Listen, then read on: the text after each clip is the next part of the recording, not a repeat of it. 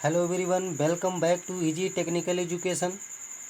Now we will study an extreme case of paramagnetism that is known as ferromagnetism. Guys, आज हम paramagnetism की extreme case जिसे हम ferromagnetism के नाम से जानते हैं के बारे में पढ़ेंगे। फेरोमैग्नेटिज्म क्या है? इनफैक्ट देखा जाए तो फेरोमैग्नेटिज्म एक फेनामेना है जिसके द्वारा आयरन को हम चुंबक में बदलते हैं। तो आप कह सकते हैं कि ferromagnetism is a phenomena due to which an iron is convert into magnet. यानी कि फेरोमैग्नेटिज्म एक ऐसा गुणधर्म है जिसके द्वारा हम लोहे को चुंबक में बदलते हैं। ठीक, अब आते हैं एक्सप्लेनेशन ऑफ फेरोमैग्नेटिज्म सब्सटेंस, लौह चुंबकत्व की व्याख्या। तो इसे हम समझते हुए चलते हैं कि लौह चुंबकत्व की व्याख्या हम कैसे कर सकते हैं। जैसे कि यहाँ पर लिखा है कि आप सबको पता है कि ये पैरामैग्नेटिज्म आपने पढ़ लिया है, पैरामैग्नेटिक सब्सटेंस पढ़ लिया है। जैसे उस तरह से पैरामैग्नेटिक सब्सटेंस में एटॉमिक डाइपोल होते थे, उसी तरह से यहाँ पर भी एटॉमिक डाइपोल होते हैं। यानी कि atomic dipole exist just like paramagnetic substance. Atomic dipole exist just like paramagnetic substance mean paramagnetic substance की तरह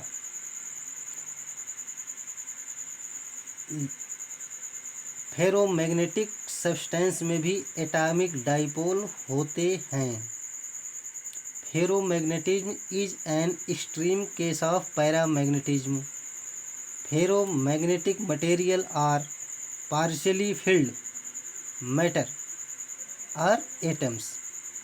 तो यहाँ से आपको क्लियर हुआ कि ये जो फेरोमैग्नेटिज्म मटेरियल होते हैं ये पार्शियली फिल्ड होते हैं। यानी कि इनके सभी ऑर्बिट फुलफिल नहीं होते। सिंपल, यानी कि फेरोमैग्नेटिज्म मटेरियल के सभी ऑर्बिट फुलफिल नहीं होते, यानी कि ये पार्शियली फिल्ड होते हैं। तो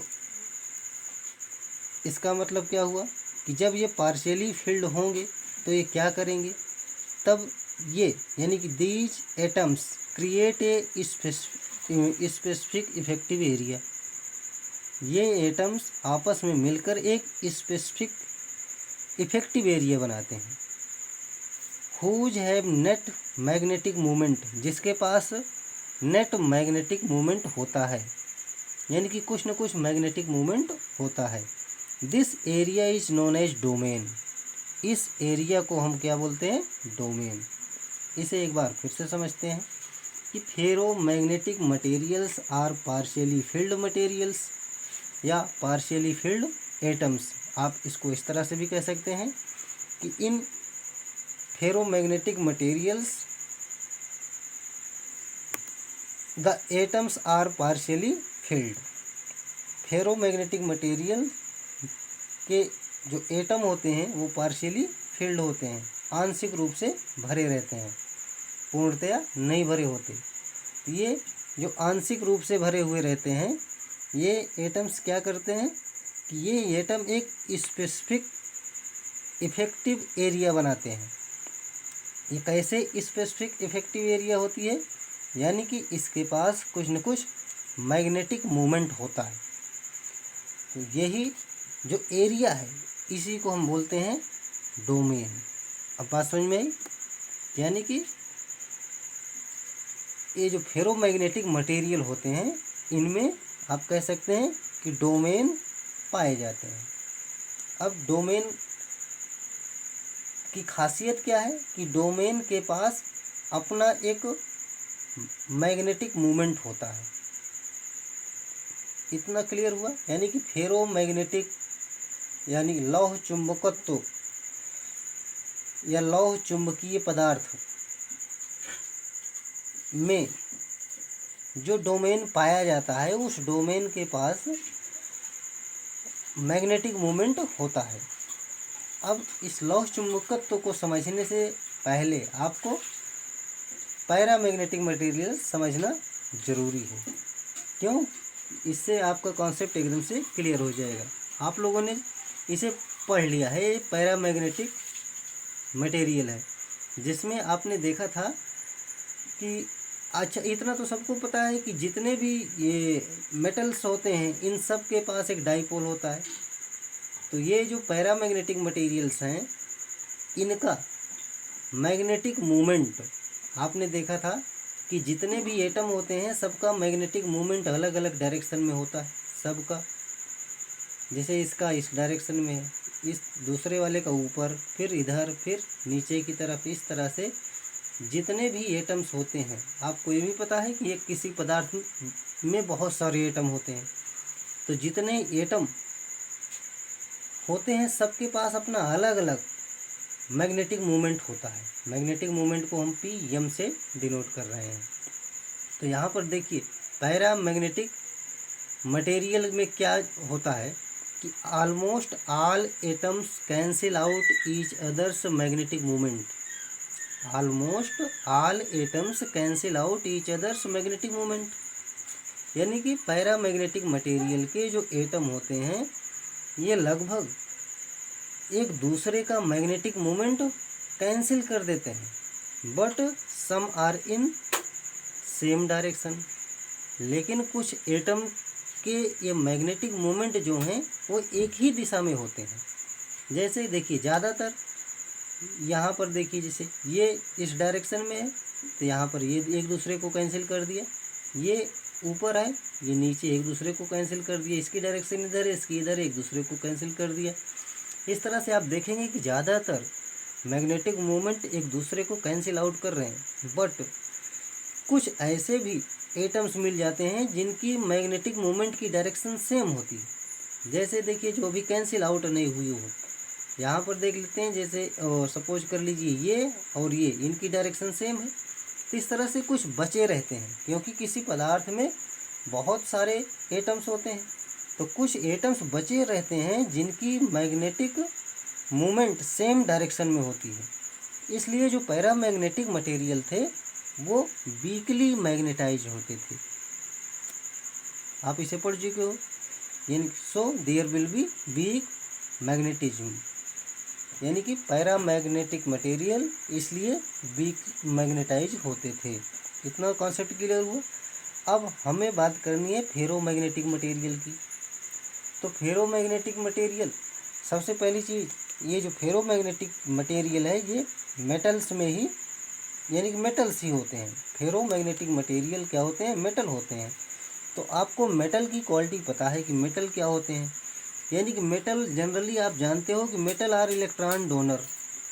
जैसे आप पढ़ चुके हो पहले कि ये जो मेटल है एक इलेक्ट्रॉन दे देगा या कुछ इलेक्ट्रॉन देता है, तो ये आयन के फॉर्म में हो जाता है और कुछ इलेक्ट्रॉन रिलीज हो जाते हैं। इतना सबको पता है, ठीक। अब मेटल की दूसरी खासियत क्या है, यानी कि मेटल है भी स्मॉल स्मॉल डाइपोल। मेटल के पास छोटे छोटे मैनी डाइपोल लिखते हैं, small small many dipole. Metal के पास छोटे छोटे बहुत से डाइपोल होते हैं। अब यही group of dipole is domain, यही जो डाइपोल का ग्रुप है इसी को हम क्या कहते हैं? डोमेन। अब देखिए in a domain all the magnetic movement are in one direction, so domain has magnetic movement. यानी कि डोमेन में if in a domain if all magnetic movement are in one direction, so domain has magnetic movement. यानी कि एक domain में यदि सभी magnetic movement एक दिशा में हो जाए, यानी कि यदि डोमेन में जो सभी मैग्नेटिक मूवमेंट हैं एक दिशा में हो जाएं तो क्या होगा? तो डोमेन के पास नेट मैग्नेटिक मूवमेंट होगा, 100% होगा। यही यहाँ पे है कि सो डोमेन है मैग्नेटिक मूवमेंट। अब देखिए यहाँ से क्या सिद्ध हुआ कि मैग्नेटिक फेरोमैग्नेटिक मटेरियल के पास डोमेन होते हैं। अब ये जो डोमेन होते हैं इनके पास कुछ न कुछ मैग्नेटिक मूवमेंट होता है। अब इसके आगे की कहानी क्या है कि but in ferromagnetic materials domains are distributed in such manner by which net magnetic moment of material became zero। दिख रहा होगा आप लोगों को, अब पूरा दिख रहा है आप लोगों को। मीन इन फेरोमैग्नेटिक मटेरियल में लौह चुंबकीय पदार्थ में domains are distributed in such manner, ये डोमेन इस तरह से डिस्ट्रीब्यूटेड होते हैं जिससे by which net magnetic moment of material become zero. देखिए क्या होता है, जैसे ये आपका सपोज कर लीजिए फेरोमैग्नेटिक मटेरियल है। अब ये क्या है, ये सभी अलग अलग डोमेन हैं। ये क्या है, डोमेन। अब एक डोमेन का मैग्नेटिक मोमेंट एक दिशा में होगा, तो इसका नीचे की तरफ है, इसका ऊपर की तरफ है। अब ये दोनों एक दूसरे को क्या किए, कैंसिल आउट कर दिए।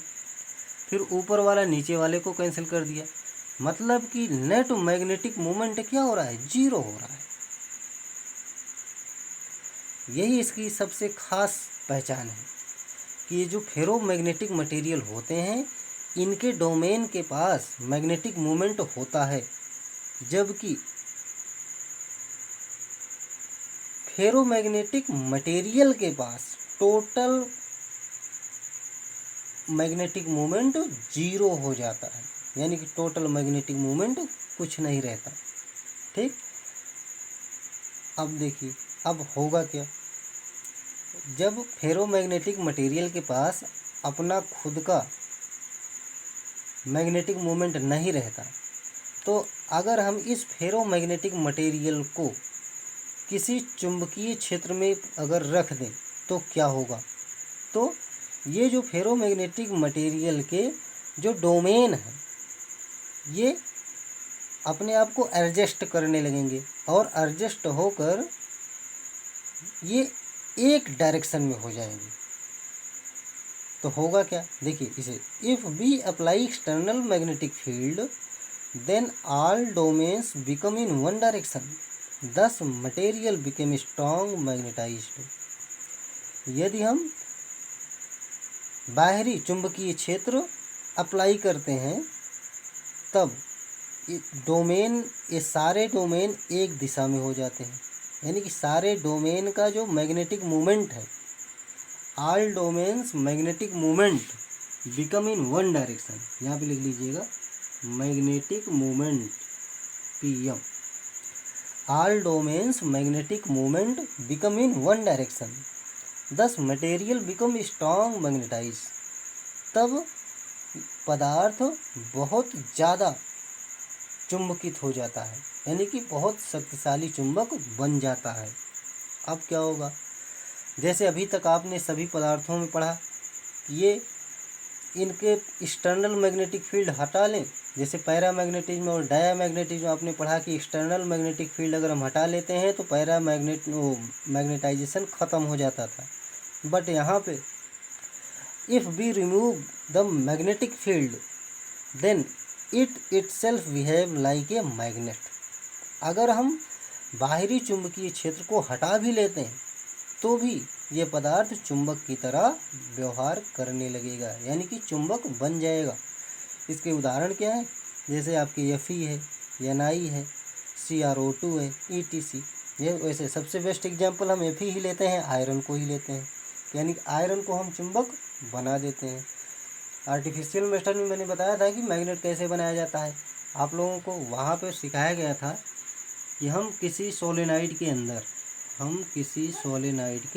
अंदर क्या करते थे, कोई एक आयरन रखते थे, यानी कि ये Fe पीस का टुकड़ा रखते थे।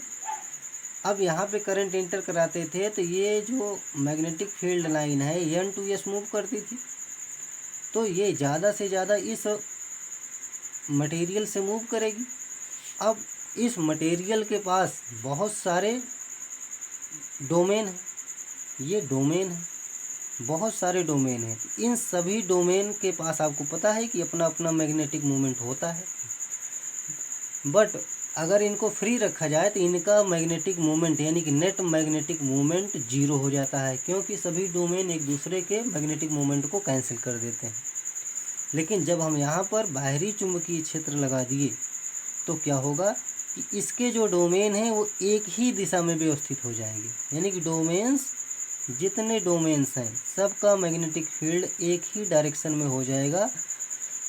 अब जब एक ही डायरेक्शन में हो जाएगा तो ये जो आपका मटेरियल है, आयरन है, अब ये एज ए मैग्नेट हो जाएगा, यानी कि इसका मैग्नेटिक मोमेंट बहुत ज़्यादा हो जाएगा, यानी कि ये स्ट्रांग मैग्नेट बन चुका है, स्ट्रांग मैग्नेट। अब ये जो स्ट्रांग मैग्नेट बन चुका है तो अगर हम चाहें तो इस मैग्नेटिक फील्ड को हटा दें, मतलब करंट इसमें फ्लो कराना बंद कर दें, तो जो ये डोमेन सेट हो चुके हैं, यानी कि इनके जो मैग्नेटिक मोमेंट की जो डायरेक्शन है अब तो वही रहनी है जो हो चुकी है, ऐसा नहीं कि वो फिर से बदल जाएंगे। तो इसलिए ऐसे पदार्थों को हम कहते हैं कि ये लौह चुंबकीय पदार्थ हैं। इसके उदाहरण हैं आपके Fe है, आयरन है, निकल है और CrO2 है, ETC। इस तरह से काफ़ी सारे एग्जाम्पल हैं। अब इसके आगे आज हम बात कर लेते हैं कि प्रॉपर्टीज़ ऑफ फेरोमैग्नेटिक मटेरियल की। तो प्रॉपर्टीज़ ऑफ फेरोमैग्नेटिक मटेरियल्स ये क्या होते हैं इसे भी हम देख लेते हैं। जैसे कि अभी तक आप लोगों ने पढ़ा है कि properties of diamagnetic and paramagnetic materials, इसके बारे में पढ़ा है। तो वहाँ पर क्या था कि सबसे पहले कि प्रॉपर्टीज़ ऑफ डायामैग्नेटिक मटेरियल, यानी कि उसमें क्या लिखे थे कि diamagnetic substance are those substance which are feebly repelled by magnet, यानी कि डायामैग्नेटिक मटेरियल चुंबक के द्वारा रिपेल होते हैं। अब देखिए पैरामैग्नेटिक में आपने क्या पढ़ा था कि paramagnetic materials are feebly attracted by a magnet. ये जो पैरामैग्नेटिक मटेरियल्स होते हैं ये वीकली अट्रैक्ट होते थे। अब जब पैरामैग्नेटिक मटेरियल वीकली अट्रैक्ट होता था तो ये जो हम फेरोमैग्नेटिक मटेरियल के बारे में पढ़ रहे हैं तो फेरोमैग्नेटिक मटेरियल क्या एन एक्सट्रीम केस है, क्या N extreme case of paramagnetism है। तो इसका मतलब जब हम देख रहे थे कि पैरामैग्नेटिक में हमारा सब्सटेंस ये वीकली अट्रैक्ट हो रहा था, तो फेरोमैग्नेटिक में हमारा सब्सटेंस स्ट्रांगली अट्रैक्ट होगा मैग्नेट के द्वारा, यानी कि ferromagnetic materials strongly attracted by magnet. ये हुआ पहली चीज़। अब दूसरे नंबर क्या है, it acquires strong magnetism in the direction of magnetic field, यह चुंबकीय क्षेत्र की दिशा में तेजी से चुंबकित हो जाता है। The lines of magnetic force tends to crowd into the specimen, मतलब जब आप लौह चुंबकीय पदार्थ को किसी चुंबकीय क्षेत्र में ले जाके रख देते हैं तो ये जो चुंबकीय बल रेखाएं होती हैं वो ज़्यादा से ज़्यादा लौह चुंबकीय पदार्थ से होकर गुजरती हैं, मतलब यहाँ पर क्राउड हो जाता है, क्या क्राउड, भीड़ हो जाती है बहुत ज़्यादा। अब इसके बाद आपने एक केस और पढ़ा था डायामैग्नेटिज्म और पैरामैग्नेटिज्म में, यानी कि व्हेन ए डायामैग्नेटिक और पैरामैग्नेटिक सॉल्यूशन इज या substance is placed between the magnetic field. तो यहाँ पर क्या होगा, if be placed a paramagnetic rod in the magnetic field then rod will become parallel to B, mean parallel to magnetic field. यदि हम किसी ferromagnetic rod को किसी चुंबकीय क्षेत्र में यन यस अगर ले जाके रखते हैं तो ये जो हमारा रॉड है ये पैरेलल हो जाता है मैग्नेटिक फील्ड की, यही तो आपकी बी है। तो यही इसकी एक प्रॉपर्टी है। बाकी की प्रॉपर्टी, क्योंकि ये फेरोमैग्नेटिक मटेरियल का हम सलूशन बना नहीं सकते इसलिए बाकी वाली प्रॉपर्टी इस पर अप्लाई नहीं होगी। तो और एक चीज़ आपको पता है कि इसकी जो रिलेटिव परमेबिलिटी है वो लगभग 1000 की इक्विवेलेंट है, ये आप लिख सकते हैं mu R is equal to 1000, बहुत ज़्यादा। ठीक, तो ये आप लोगों को मैंने आज फेरोमैग्नेटिक मटेरियल के बारे में बताया। अब एक चीज़ आपको हम और बता दें कि ये जो फेरोमैग्नेटिक मटेरियल हैं, जैसे इनके पास स्ट्रॉन्ग मैग्नेटिज्म होता है, वैसे किसी भी मटेरियल के मैग्नेटिज्म को हम कैसे निकालते हैं उसके लिए हम आपको एक फार्मूला बताते हैं। उस फार्मूले के द्वारा आप बड़ी आसानी से फिर किसी भी टाइप के मटेरियल की मैग्नेटिज्म को निकाल सकते हो। यहाँ पर इसको लिखते हैं mu equal to root in n in bracket n plus 2, where n is number of unpaired electron, number of unpaired electron। तो इससे हम निकाल लेंगे ये कि कोई भी पदार्थ कितना ज़्यादा चुंबकित हुआ है या उसकी चुंबकशीलता कितनी है। यहाँ पर म्यू क्या है, मैग्नेटिज्म है, अमाउंट ऑफ मैग्नेटिज्म या मैग्नेटिक मूवमेंट आप लिख सकते हो। क्या, मैग्नेटिक मूवमेंट।